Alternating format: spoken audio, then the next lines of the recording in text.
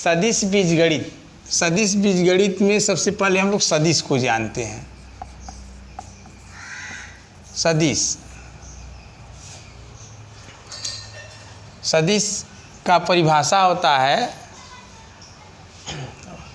वे राशियां जिसमें परिमाण और दिशा दोनों हो उसे क्या कहते हैं? सदिश। मतलब राशि कैसी होनी चाहिए? परिमाण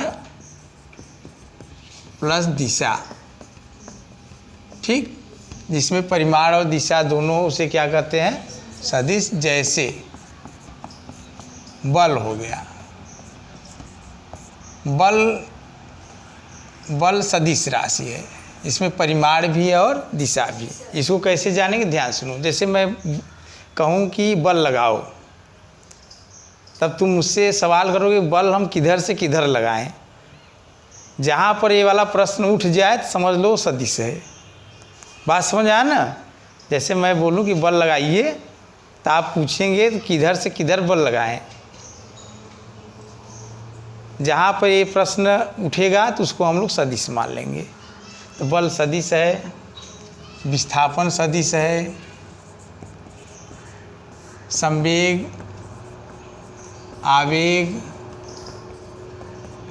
बलाघूर्ण,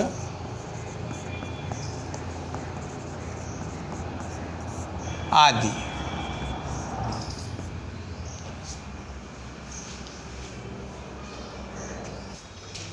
हाँ देखिए, दिष्ट रेखाखंड क्या होता है? जब कोई रेखाखंड एक निश्चित उद्देश्य के लिए खींचा जाए, जब कोई रेखाखंड एक निश्चित उद्देश्य के लिए खींचा जाए तो उसको हम लोग क्या कहते हैं? दिष्ट रेखाखंड, ठीक है। और इसी दिष्ट रेखाखंड के सहारे हम लोग सदिश राशियों का निरूपण करते हैं। सदिश राशि में निरूपण कैसे होता है? ध्यान देखिए।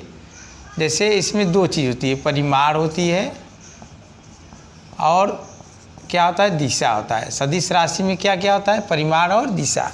तो परिमाण कैसे निरूपित करते हैं? दिष्ट रेखाखंड की लंबाई, दिष्ट रेखाखंड की लंबाई। और दिशा क्या होता है? तीर की नोक, दिष्ट रेखाखंड की दिशा, दिष्ट रेखाखंड की दिशा।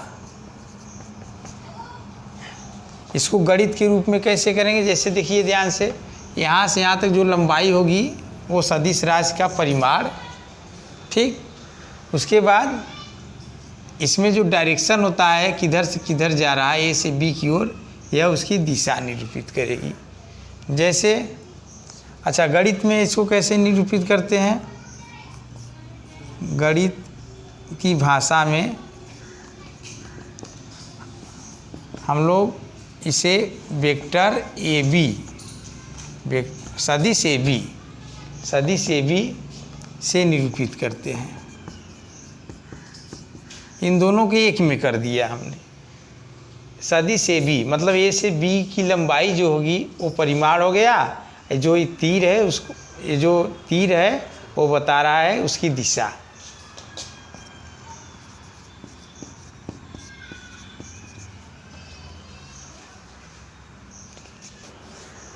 सदिश राशियों का संकेतन, सदिश राशियों का संकेतन हम देखिए तीन प्रकार से करते हैं। पहला, जैसे इसको मोटे अक्षर में लिखेंगे। कैसे लिखेंगे? हाँ, मोटे अक्षर में। इसको बोल्ड अक्षर कहते हैं ना, मोटे अक्षर। तो इतना लिखने में तो टाइम लगेगा भाई। सदिश राशि को निरूपित करने के लिए मोटा अक्षर का प्रयोग करेंगे तो क्या लगेगा? टाइम लगेगा ना। अब ABC लिखने में इतना समय लग गया ना, मोटे अक्षर में। या दूसरा है, A लिख के ऊपर तीर का निशान दो, B लिख कर ऊपर तीर का निशान दो, C लिख कर ऊपर तीर का निशान दो। या तीसरा है ऐसे ऐसे, जैसे तुमको सुविधा पड़े वैसे निरूपित कर सकते हो, ठीक है। सदिशों का मापांक, सदिशों का, हाँ तो मापांक में क्या होता है, सदिश का परिमाण जो होता है उसी को हम लोग सदिशों का मापांक बोलते हैं। अब मापांक को हम लोग कैसे प्रदर्शित करते हैं, मापांक का संकेतन है, मापांक का संकेतन, संकेत ऐसे सजा के लिखते हैं, सदिश फिर इसके इस तरफ पाई इस तरफ। यह लिखने में थोड़ा टाइम लगता है, जिसको शॉर्टकट में हम लोग ऐसे लिखते हैं, समझ में आया, ऐसे। लेकिन यहाँ पे एक बात ध्यान देना हमेशा, बहुत इम्पोर्टेंट है, मॉड ए बराबर ए होता है, नॉट इक्वल टू ए। देखो यह अदिश है, यह अदिश है, यह क्या है, सदिश। इसमें परिमाण और दिशा दोनों है, इसमें केवल परिमाण है, इसमें केवल परिमाण है। बात समझा। और दूसरी बात, मॉड ए स्क्वायर बराबर वेक्टर ए स्क्वायर, इसका बहुत ज़्यादा यूज होगा, इस बात को ध्यान देना। देखो यहाँ पे इसके बराबर नहीं था, लेकिन हम दोनों पक्षों को वर्ग कर दिए, बराबर हो गया। सभी पक्षों को वर्ग कर दिए तो क्या हो गया, बराबर। कैसे होता है अभी एग्जाम्पल द्वारा समझाएंगे क्वेश्चन में, ठीक। फिलहाल यहाँ पे इतना समझो, ये बात हमेशा ध्यान रहे। सदिशों के प्रकार में सबसे पहले हम लोग एकक सदिश, इसका नाम है या इकाई सदिश या मात्रक सदिश, 3 नाम से जानते हैं।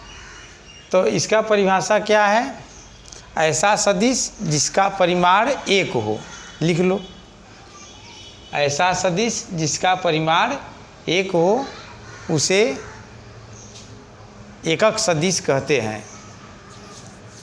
ऐसा सदिश जिसका परिमाण 1 हो उसे एकक सदिश कहते हैं। ध्यान से देखिए, सूत्र होता है एकक सदिश का ए कैप, एकक सदिश का यही प्रतीक है, एकक सदिश ए कैप। ये परिमाण 1 को प्रदर्शित करता है और दिशा भी प्रदर्शित करता है। वेक्टर ए बराबर, एकक सदिश बराबर वेक्टर ए अपान मॉड ए, ये सूत्र हो गया। इसको हम लोग कैसे लिख सकते हैं, इसको तो एक लाइन और लिख सकते हैं, वेक्टर ए बराबर कैप ए बराबर कैप ए, कैप ए ना, इसको कैप ए से पढ़ते हैं, ध्यान रहे, कैप ए साइड में लिख लेना, बटे इसको हम लोग कैसे लिख सकते हैं, ऐसे। समझ में आया।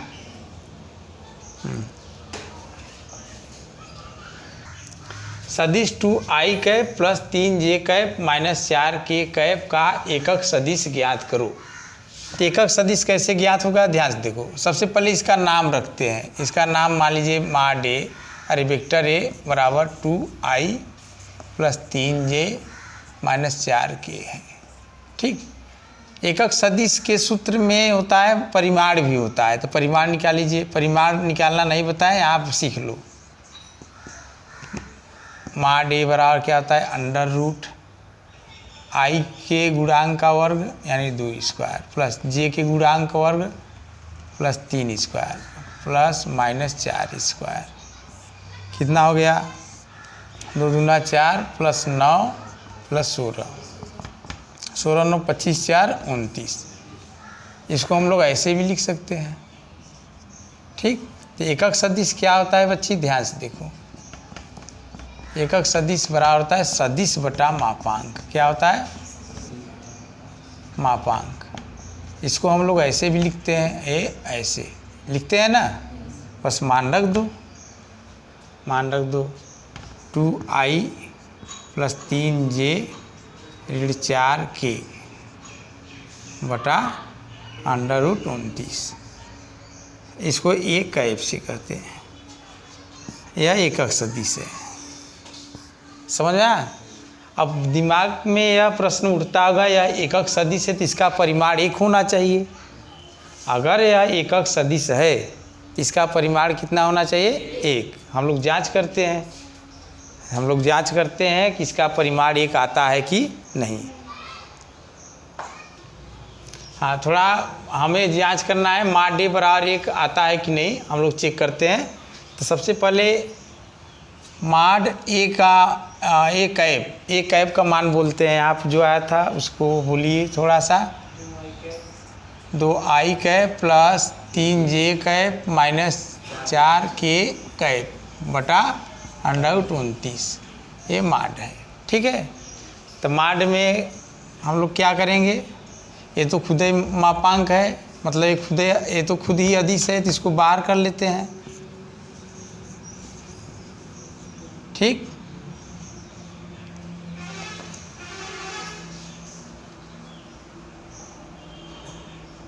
तीन जे माइनस 4k, ठीक, 1/√29। इसका मापांक निकालिए, √2² प्लस 3² प्लस माइनस कितना आया,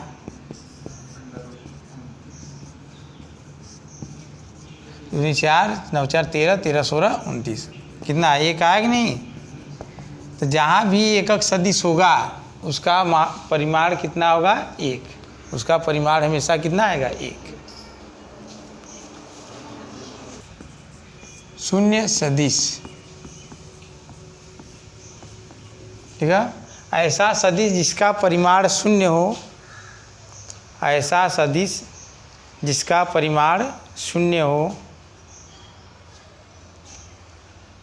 उसे शून्य सदिश कहते हैं, उसे शून्य सदिश कहते हैं।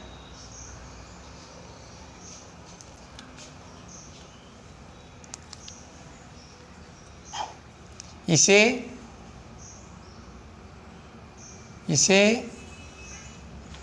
जीरो वेक्टर या मोटा वाला मतलब जीरो लिख के उसको थोड़ा सा काला कर दो, ठीक है, बोल्ड अक्षर में जीरो लिख लो, से प्रदर्शित करते हैं,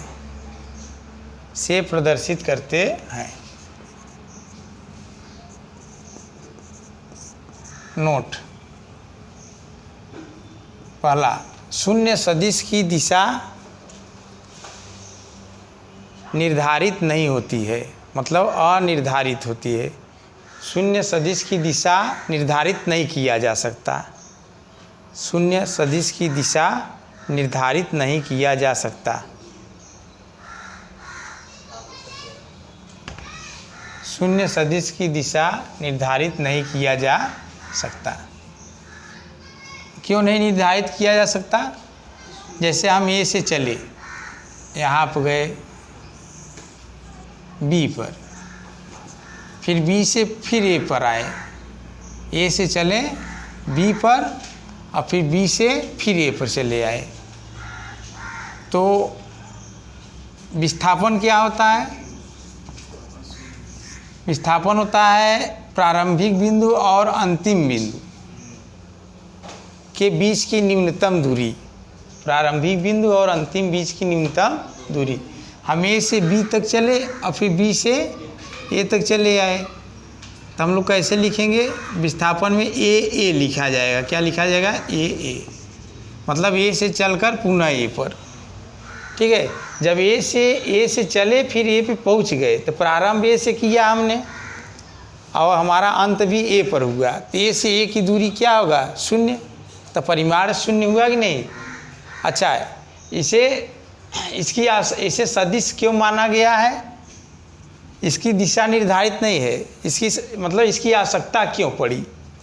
इसकी आवश्यकता यहाँ पे इसलिए पड़ी कि मतलब कि हम ए से घूम टहर के फिर ए पे पहुँच गए, तो परिमाण 0 हो गया। तो परिमाण 0 हो गया तो हमें ऐसी सदिश की आवश्यकता हुई जिसका परिमाण 0 हो, इसीलिए उसका नाम दे दिया गया शून्य सदिश। जैसे ए से चले हम बी पे पहुँचे, फिर बी से ए पे चले आए, तो यहाँ पर परिमाण कितना प्राप्त हुआ? 0। कितना प्राप्त हुआ? 0। तो इसको निरूपित करने के लिए शून्य एक सदिश की आवश्यकता हुई, जिसे हम लोग शून्य सदिश के नाम से जानते हैं। अब देखिए कैसे जीरो होगा, ध्यान से देखिए। जैसे शून्य विस्थापन मेरा क्या है, ए मतलब ए से चले ए पे पहुँच गए, तो ए को हम लिख सकते हैं ए बी, क्योंकि ए से बी पे गए थे, और प्लस बी से ए पर, बी से ए पर। समझ आया ना। फिर क्या होगा, ए बी को ऐसे ही लिखेंगे, ये बी ए है, इसको हम सही दिशा देंगे, ए बी लिखेंगे तो माइनस ए बी हो जाएगा ये। ठीक, बी ए को अगर ए बी लिखना है तो माइनस ए बी, ये नहीं कि बी ए को ए बी लिखना है डायरेक्ट लिख दें, ऐसे होता है, ध्यान देना। इसको हम लिख सकते हैं ऐसे, लेकिन हम ए बी बराबर बी ए नहीं लिख सकते, ये गलत है। ठीक है, ए बी बराबर बी ए के बराबर ए बी के रूप, बी ए को ए बी के रूप में लिखना है तो माइनस लगाकर, तो कितना हो जाएगा ये माइनस ए बी, फिर कितना है जीरो। तो यहाँ जीरो मोटा अच्छा भी लिखो चाहे ऐसे। जब भी सदिश का परिमाण शून्य आए उसको ऐसे लिखकर छोड़ दोगे तो गलत हो जाएगा, या तो उसको मोटा कर दो या तो ऊपर तीर लगा दो। बात समझ आया ना। जब दो सदिशों के परिमाण समान हों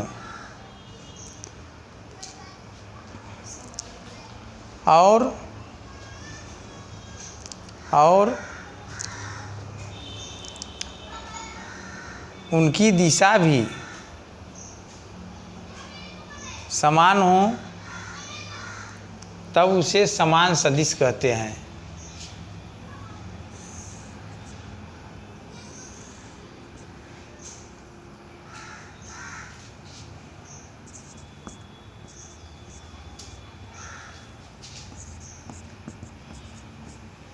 परिमाण और दिशा दोनों समान हो तो उसे क्या कहते हैं, समान सदिश। बात समझ में आया ना।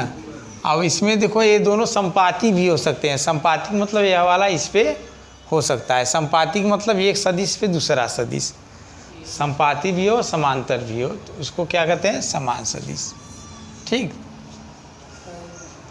क्या जब दो सदिशों की दिशाएं समान हो तो उसे समदिश सदिश कहते हैं, उसे समदिश सदिश कहते हैं।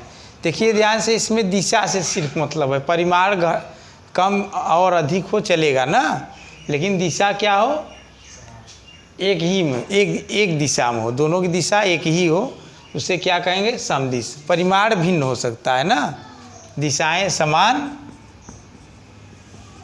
दिशाएं क्या होगी, समान, और परिमाण का जरूरी नहीं है, परिमाण भिन्न हो सकती है। ठीक है,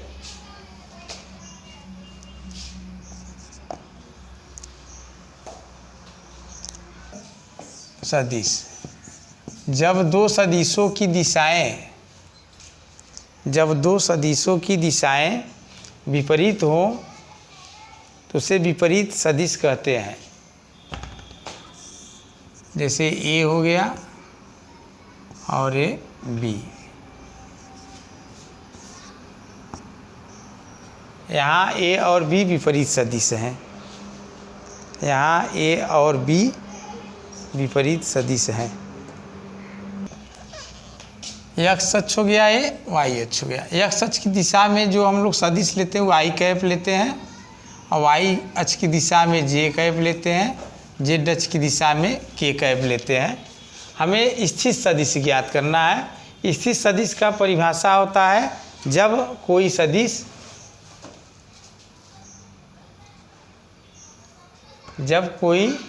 सदिश मूल बिंदु के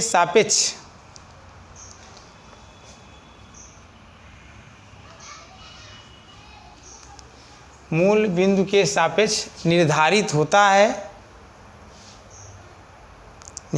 होता है, तब उसे स्थित सदिश कहा जाता है। जैसे ध्यान दीजिएगा चित्र से, ए की स्थित सदिश, ए की स्थित सदिश कहाँ से लेंगे? ओ से, मूल बिंदु का ओ ए की स्थित सदिश ओ ए। ठीक। बी की स्थित सदिश क्या होगा बताओ?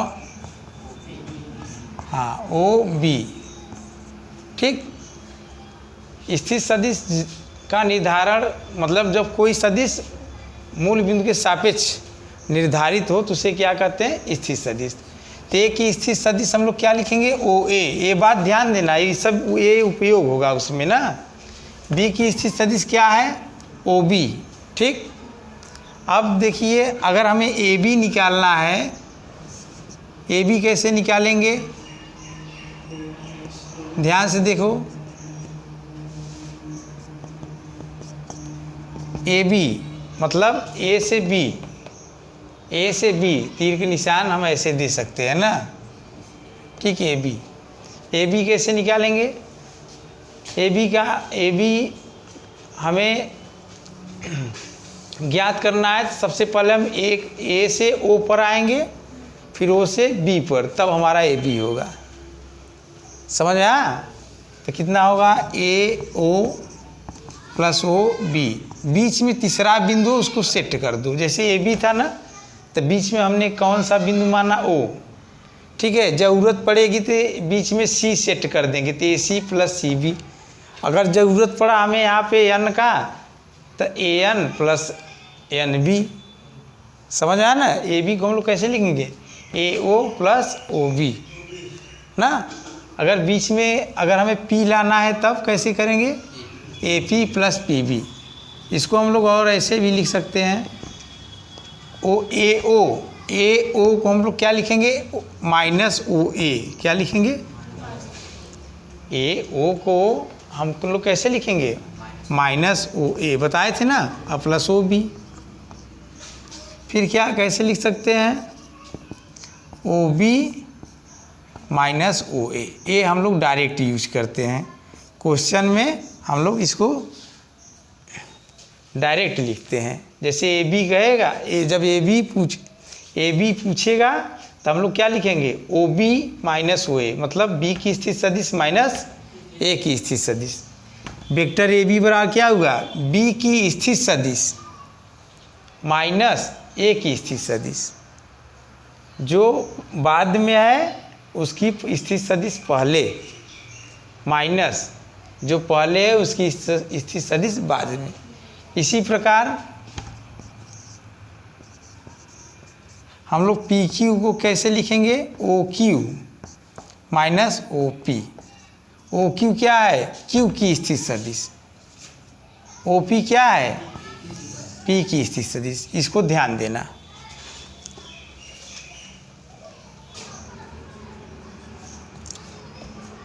दिक्कोज्याएं लिखा, किसी सदिश का अक्षों के साथ, किसी सदिश का अक्षों के साथ बनाए गए कोण की कुज्या को, बनाए गए कोण की कुज्या को, बनाए गए कोण की कुज्या को सदिश की दिक्कुज्याएं कहते हैं। सदिश की दिक्कुज्याएं कहते हैं। ध्यान से देख लीजिए, एक्स अक्ष हो गया, वाई अक्ष हो गया, ये जेड अक्ष हो गया। यहाँ पर एक्स अक्ष की दिशा में सदिश आई कैप, वाई अक्ष की दिशा में जे कैप होता है, जेड अक्ष की दिशा में के कैप होता है। ठीक। मान लो एक सदिश यहाँ है, हम तो यहाँ पर लिख नहीं सकते इसलिए हम यहाँ पर मान ले रहे हैं। ठीक। यहाँ पर मान लिए ऐसे मिला दिए, ए पी है। ठीक। ए पी कहाँ है? ऐसे है, समझ लो ना। ऐसे है तो एक्स अक्ष पे है, वाई अक्ष पे है और जेड अक्ष पे भी है। ये वाला लाइन ऐसे है। ठीक। और यहाँ पे इसको एक्स वाई और जेड मान लेते हैं। इसका सदिश लिखना हो पी का तो होगा एक्स आई प्लस वाई जे प्लस जेड के। हम लोग कक्षा 10 में जो निर्देशांक पढ़े 2, 3 ना, उसका मतलब था 2i प्लस 3j। 2, 3 का मतलब क्या होता है 2i प्लस 3j। 4, 5 का मतलब क्या होता है 4i प्लस 5k। ऐसे 3 ठो एक्स वाई जेड, तो एक्स आई प्लस वाई जे प्लस जेड के, एक्स आई कैप प्लस वाई जे कैप प्लस जेड के कैप। ठीक, तो दिक्कुज्या हम बोलें सदिश हमारा यहाँ कितना है ओपी है, क्या है, तो ओपी का एक्स अक्ष के साथ झुकाव, फिर ओपी का वाई अक्ष के साथ झुकाव, फिर ओपी का जेड अक्ष के साथ झुकाव ना, और फिर इसका कास ले लेंगे तो सदिश का दिक्कुज्या हो जाएगा। बात समझ में आया ना। तो हम लोग लिखो इसे यल कामा यम और यन से प्रदर्शित करते हैं, इसे यल कामा यम और यन से प्रदर्शित करते हैं। अब ध्यान से देखिए, यल एक्स अक्ष की मतलब यल क्या होगा सदिश का एक्स अक्ष के साथ बनाए गए कोण की कुज्या। तो यल बराबर होगा कास अल्फा, क्या होगा, अब कास अल्फा का अगर मान निकालना है तो कितना आएगा बताओ, ध्यान से देखो, यहाँ से यहाँ कितना है एक्स, हाँ भाई एक्स है तभी एक्स लिखे हैं, समझ में आया ना। और मूल बिंदु का निर्देशांक क्या होता है 0, 0, 0 होता है कि नहीं। तो अगर कास अल्फा का मान निकालना है तो हमें क्या होगा आधार बटे कर्ण चाहिए, क्या चाहिए आधार बटे कर्ण। तो मतलब ओएम बटे ओपी, ओएम बटे ओपी, ओएम बटे ओपी, समझ में आया।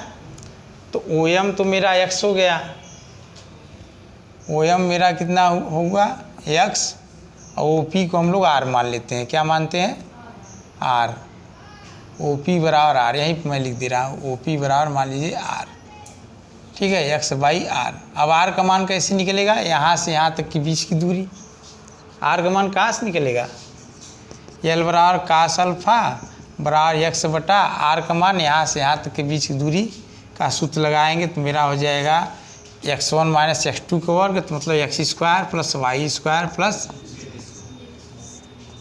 ए क्या हो गया सदिश का दिक्कुज्या एक्स अक्ष वाला। दूसरा बात यम बराबर कितना होगा, यम बराबर कास बीटा, कास बीटा बराबर कितना होगा वाई बटा under root x square plus Y square plus Z square. जैसे यहाँ पे आधार एक्स लिए हैं, जब यहाँ पर सदिश है उसको इससे मिलाएंगे इससे मिलाएंगे तो आधार यह हो जाएगा ना, तो वाई बटे आर। इसी प्रकार एन बराबर कितना होगा बच्ची, एन बराबर कास गामा जेड बटा under root x square plus Y square plus यह हो गया, ठीक।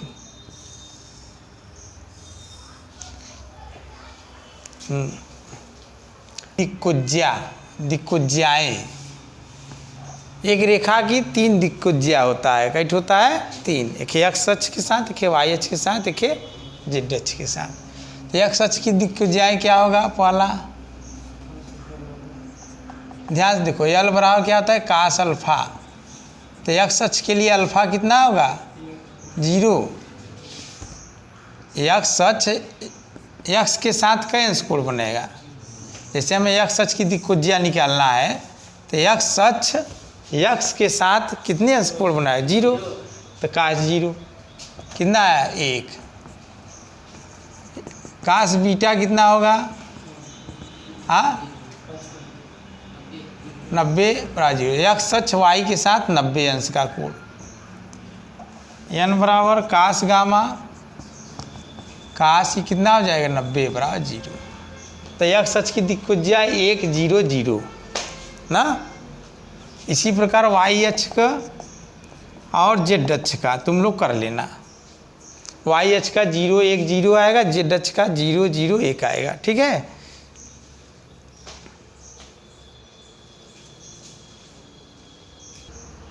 किसी रेखा के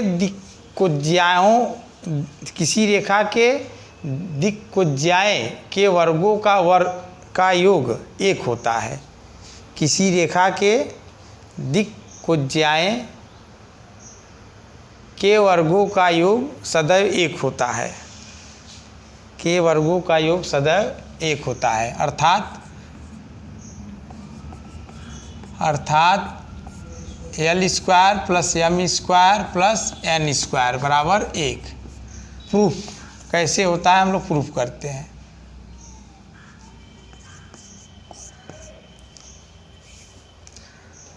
ध्यान से देखो, x h y h a z h, समझ आया ना, आई जे के, यहाँ बिंदु हो गया पी, यहाँ पर नहीं है, कहाँ है, यहाँ स्पेस में है। जेड कहाँ है, ऐसे है तुम्हारे तरफ ऐसे ना, यहाँ पी है। तो हम तो हवा में लिख नहीं सकते, तो हवा में नहीं लिख सकते तो यहीं पे लिख दे रहा हूँ। ठीक, यहाँ से वाला हो गया, यहाँ 0 0 है, इसको आर मान लेते हैं। क्या मान लेते हैं, हाँ, आर बराबर क्या होगा, चित्र से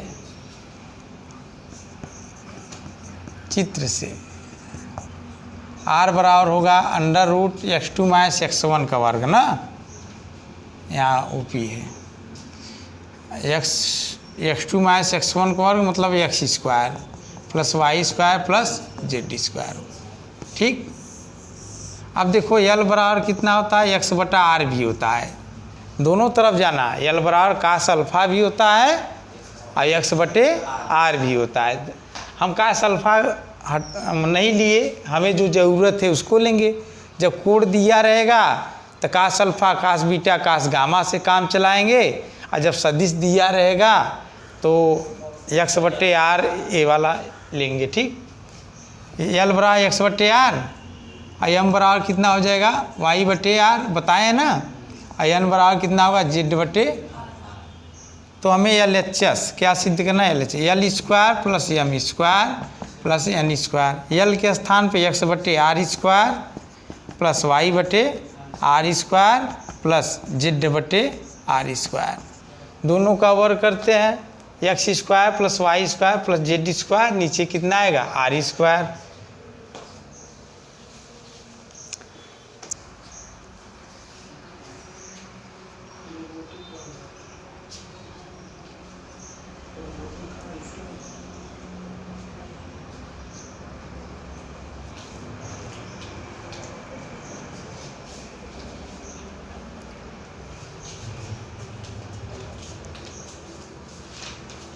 r प्लस एन स्क्वायर कितना हुआ, 1 ना। तो यल के स्थान में हम लोग cos square alpha plus cos square beta plus cos square gamma बराबर 1। परीक्षा में दोनों आ सकता है, यह भी आ सकता है और यह भी। इससे अगर इससे यह सिद्ध करना हम बताए हैं, बस यल के स्थान पे यह लिख देना, एम के स्थान पे यह, एन के स्थान पे यह। ठीक है, ऐसे भी आ सकता है। नोट, अगला, सिद्ध करो कि prove that sine square alpha plus sine square beta plus sine square gamma बराबर 2, जहाँ अल्फा बीटा गामा